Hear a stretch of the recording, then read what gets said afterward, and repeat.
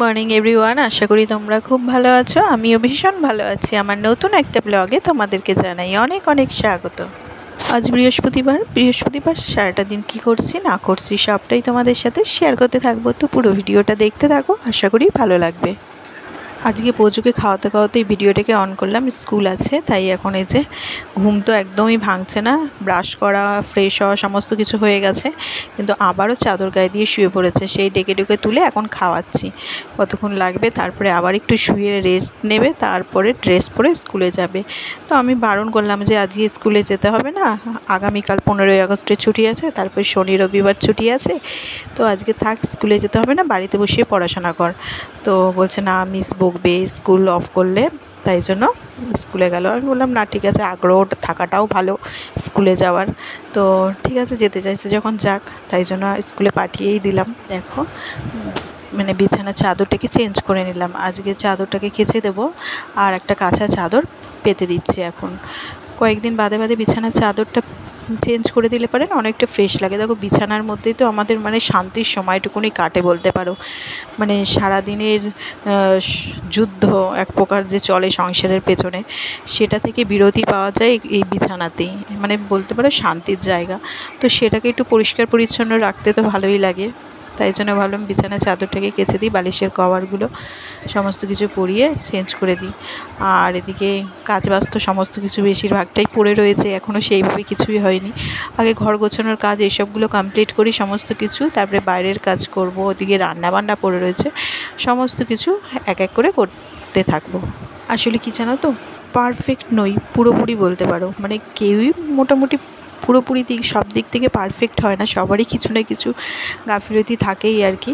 তো পারফেক্ট পুরোপুরি না হয়েও তবুও মানে সকালবেলা উঠে নিজের মতো করে ঘর গোছানো, ক্লিনিং, রান্নাবান্না, কাচা ধোয়া করা সমস্তটা কীভাবে সামলাই সেগুলোই তোমাদের সামনে তুলে ধরার চেষ্টা করি। পুরোপুরি পারফেক্ট কেউই হতে পারে না, কারণ আমরা মানুষ, ভগবান নয়। তাই জন্য পারফেক্ট পুরোপুরি কখনোই হওয়া সম্ভব নয়। তাই জন্য যে যেমন পারে, মানে সবার সাধ্য মতন, আমিও আমার সাধ্য মতন সমস্তটা মানে পরিপাটি করে রাখার চেষ্টা করি আর কি। তো এদিকে বিছানাটা তো ক্লিন করা হয়ে গেছে, এবার সমস্ত ফার্নিচারগুলো একটু মুছে পরিষ্কার করে নেবো, যেটা না করলে আমার একদম ভালো লাগে না। মানে আর কয়েকদিন ধরে না ধুলোটাও পড়ছে, জানো তো।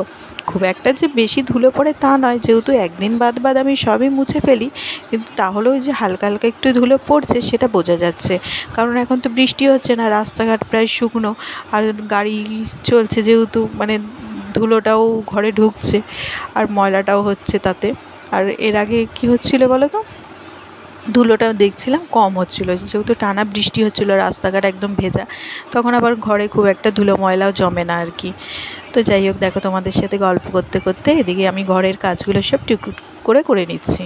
আর আমাদের গৃহবধূদের কি, এই ঘর সংসার সামলাতেই সারাটা দিন কীভাবে যে কেটে যাচ্ছে কিছুই বুঝতে পারছি না।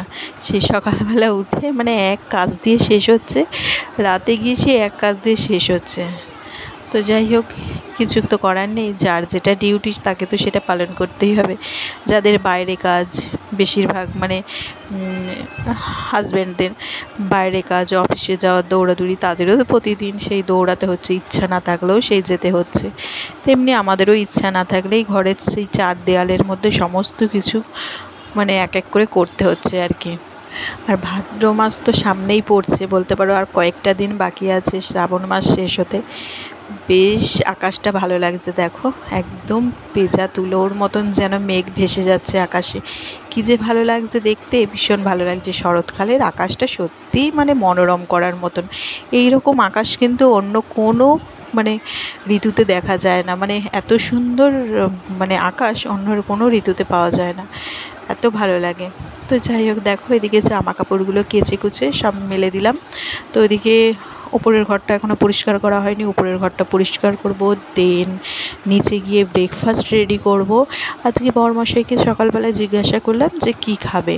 তো বৃহস্পতিবার করে ম্যাক্সিমাম দিনই আমাদের মানে ছুটির দিন বলতে পারো, দোকান বন্ধ থাকে, তো বাইরে থেকেই খাবার পরোটা বলো কচুরি বলো এসব নিয়ে আসে। তো আজকে একদমই খেতে ইচ্ছা করছে না ওইসব, তাই জন্য বরমশাইকে বললাম যে কী খাবে, বললো যে বাড়িতেই কিছু একটা বানাও। তো আমি বললাম কী বানাবো, বলছে আজকে না একটু গরম গরম ফেনা ভাত করো, আলু সেদ্ধ করো, তার সাথে একটু ডিম সেদ্ধ আর ঘি দিয়ে, জাস্ট জমে যাবে।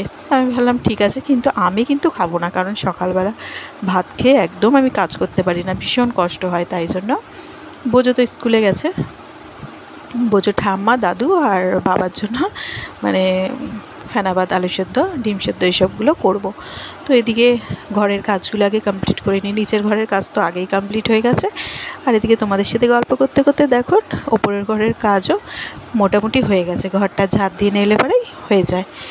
দেন তার ব্রেকফাস্ট রেডি করলাম, সবাইকে খেতে দিলাম, খেতে দিয়ে এই দেখো ছটফট করে আবার দুপুরের রান্নাবান্না বসিয়ে দিয়েছি। আজকে দুপুরে বিশেষ কিছু রান্না করব না, কারণ রাত্রেবেলা বাপের বাড়ির লোকজন আসবে, মানে বাপের বাড়ি সবাই লোকজন বলতে কি, আমার বাপের বাড়িতে হচ্ছে মা বাবা ভাই ভাইয়ের বউ আর তাদের একটা পুচকু আছে মানে ছেলে, তো তাদের নেমন্তন্ন আছে। তো রাত্রেবেলা খাওয়া দাওয়া করবে, তাই দিনের বেলাটা মানে সাদামাটা করে কিছু একটু করে চালিয়ে দেব, আর রাত্রেবেলা রান্নাবান্না হবে, যেহেতু নেমন্তন্নের ব্যাপার আছে, একটু মাটন ফাটান এইসব তো হবেই। তো সেজন্য দুপুরবেলা একটু হালকা পাতলা এই যে বাঁধাকপি বসিয়ে দিয়েছিলাম, বাঁধাকপিটা প্রায় হয়ে গেছে, আর এদিকে ভাতটাও ফুটছে, আর এদিকে চাটনি করব, টমেটো চাটনি করব। অনেক দিন টমেটো চাটনি হয় না, বেশ টমেটো দিয়ে এই খেজুর আমসত্ত্ব এইসব দিয়ে চাটনিটা বেশ ভালো লাগে। আমি খুব একটা চাটনি খাই না, তবে এই চাটনিটা হলে কখনো কখনো ওই আমসত্ত্বটা যেহেতু ভালো লাগে, ওইটা খাওয়ার লোভে বলতে পারো এক প্রকার একটুখানি চাটনি খাই আর কি, কোনো কোনো সময় খেয়াল হলে পরে। তবে অনুষ্ঠান বাড়িতে গিয়ে সেটাও খাই না, একদম ভালো লাগে না, মনে হয় কি যে ভালো মন্দ যে খেলাম তার মুখটাই যেন নষ্ট হয়ে গেল চাটনিতে। তো যাই হোক, দেখো এদিকে চাটনিটা বসিয়ে দিচ্ছি, আর ওদিকে বোঝো দুধটাও গরম করে নিচ্ছি, আর এদিকে ভাতটাও হয়ে গেছে, ফ্যানটা ঝরাতে দিয়ে দিয়েছি। এদিকে চাটনিটা একটু বেশি করেই একেবারে করে নিচ্ছি, রাত্রেও হয়ে যাবে আর দিনের বেলাও হয়ে যাবে।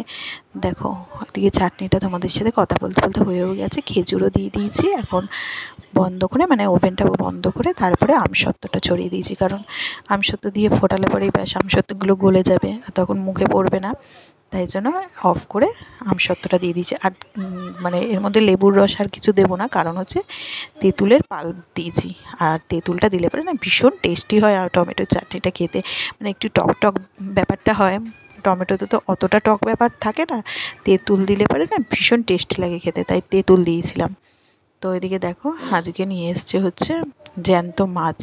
তো জ্যান্ত এই সাইজের মাছ বড়মশাই আবার একদম ভালোবাসে না, তবে আমিই বলেছি যে আজকে কিন্তু নিয়ে আসবে এই সাইজের ছোটো সাইজের একটু কাতলা মাছ, যেহেতু রাত্রেবেলা একটু রিচ খাওয়া দাওয়া হবে, তাই জন্য এই মাছ নিয়ে এসছে। খুব একটা যে ভক্তি করে খাবে দুপুরে জানি মানে একদমই না, কারণ এই মাছ একদম ভালোবাসে না, কিন্তু ওই খেতে হবে খাবে এরকম একটা ব্যাপার আর কি, যেহেতু রাত্রেবেলা মানে খাওয়া দাওয়া করবে রিচ খাওয়া দাওয়া, তাই জন্য একটু দুপুরে হালকা পাতলা হলো।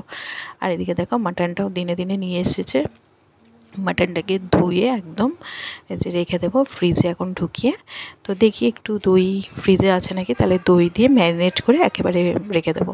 আর দেখো সন্ধেবেলা ফিরে আসলাম, এই যে ভাইয়ের ছেলে চলে এসছে, তারপরে মা এসেছে, এই যে মা এখন এখানে বসে টিভি দেখছে, আর বোঝো আর বোঝোর ভাই দুজনে মিলে খেলা করছে, আর ওদিকে ভাইয়ের বউ ওই ঘরে শ্বশুর শাশুড়ির সাথে গল্প করছে, আর আমি এদিকে রান্নাবান্না দেখো বসিয়ে দিয়েছি। এদিকে মাটন কষা হচ্ছে, এখানে ভেজ ডাল হচ্ছে, আর আলুর চিপস থাকবে, তার সাথে থাকবে ইলিশ মাছ ভাজা আর চাটনি পাঁপড় মিষ্টি, এসব একদম সিম্পল সাদামাটা খাবার। এই হচ্ছে রাত্রেবেলার মেনু আজকের। তো দেখো এখন বাজে রাত 11টা, সমস্ত খাওয়া দাওয়া সমস্ত কিছু হয়ে গেছে, তারপর আর কিছু ভিডিও তোমাদের সাথে শেয়ার করতে পারিনি, অনেকটা রাত হয়ে গেছে আজকে। তো চলো আজকের মতো ভিডিওটা এখানেই শেষ করছি, যদি ভালো লেগে থাকে অবশ্যই লাইক শেয়ার অ্যান্ড সাবস্ক্রাইব করে দিও, আর ভিডিওটা কেমন লাগলো অবশ্যই একটি কমেন্ট করে জানিয়ে, তোমাদের কমেন্ট পড়তে আমার ভীষণ ভীষণ ভীষণ ভালো লাগে। তাহলে আবারও ফিরে আসছি নতুন কোনো ব্লগের সঙ্গে, ততক্ষণের জন্য টাটা বাই বাই।